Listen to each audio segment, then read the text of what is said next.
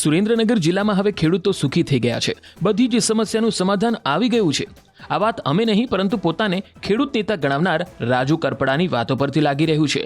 ભાજપનો કેસરી ખેસ ધારણ કર્યાના માત્ર 36 કલાકમાં જ રાજુ કરપડાને ભાજપની ટિકિટ મળી ગઈ। ટિકિટ મળતા કરપડાએ જે રીતે ભાજપના ગુણગાન કર્યા તેના પરથી તો એવું જ લાગી રહ્યું છે કે હવે ખેડૂતોને કોઈ જ સમસ્યા નથી।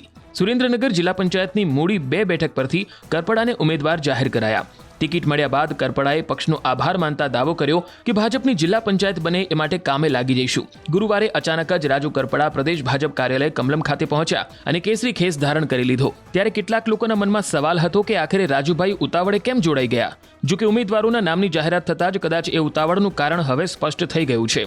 ચૂંટણીના મુદ્દાઓ કયા રહેશે એવો સવાલ કરાતા જ રાજુ કરપડાએ જાણે કે ખેડૂતોને હવે કોઈ સમસ્યા જ ન હોય એવી વાતોનું રટણ શરૂ કરી દીધું છે। આવનાર સમયમાં મજબૂતાઈથી જિલ્લા પંચાયત બનાવી શકાય એના માટે તમામ પ્રયત્ન કરશું અને ખૂબ સારી એવી લીડથી વિજય બનીને આવીશું। આ વિસ્તારમાં આમ તો માન્ય નરેન્દ્રભાઈના નેતૃત્વમાં ભારતીય જનતા પાર્ટી સતત વિકાસના કામો કરી રહી છે। દરેક ઘર સુધી, દરેક ખેતર સુધી વિકાસના કામ પહોંચાડવાના ભારતીય જનતા પાર્ટીને ગુજરાત સરકાર દ્વારા પણ કરવામાં આવ્યા છે।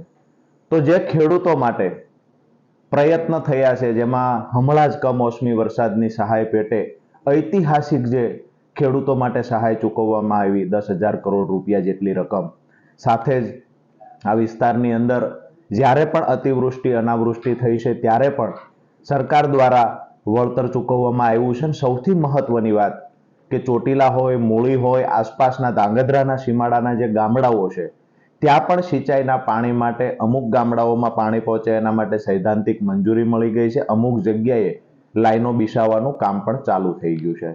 એટલે કે ખેડૂતના ખેતર સુધી પાણી પહોંચાડવાનું જે એક સ્વપ્ન અમે ખેડૂતોએ જોયું હતું કે અમારા ખેતર સુધી ક્યારે પાણી પહોંચશે, તો આ રાજ્યની ભારતીય જનતા પાર્ટીની સરકારે આ કામ કર્યું છે અને મહદ અંશે ખેડૂત મજદૂરો અને તમામ નાગરિકો ભારતીય જનતા પાર્ટી તરફ આકર્ષાઈ રહ્યા છે। અને આગામી દિવસોમાં મેં જે પહેલા પણ કહ્યું એ મુજબ મજબૂતાઈથી ભારતીય જનતા પાર્ટી સુરેન્દ્રનગર જિલ્લામાં જિલ્લા પંચાયતની બોડી બનાવશે, તમામ તાલુકા પંચાયતમાં બોડી બનાવશે, મહાનગરપાલિકામાં પણ મજબૂતાઈથી ચૂંટાઈને આવશે અને સૌરાષ્ટ્ર સહિત ગુજરાતના તમામ જિલ્લાઓમાં જ્યાં પણ ચૂંટણીઓ છે, જ્યાં તાલુકા પંચાયતની, નગરપાલિકા, મહાનગરપાલિકાની ચૂંટણી છે, તો મને પૂર્ણ વિશ્વાસ છે કે ગુજરાતની જનતા ખોબલે ને ખોબલે મત આપશે। રાજુભાઈ કરપડાનું ખેસ પહેરાવી અને વિધિવત રીતે ભારતીય જનતા પાર્ટીમાં સ્વાગત કરે। ભારત માતા કી વંદે વંદે વંદે।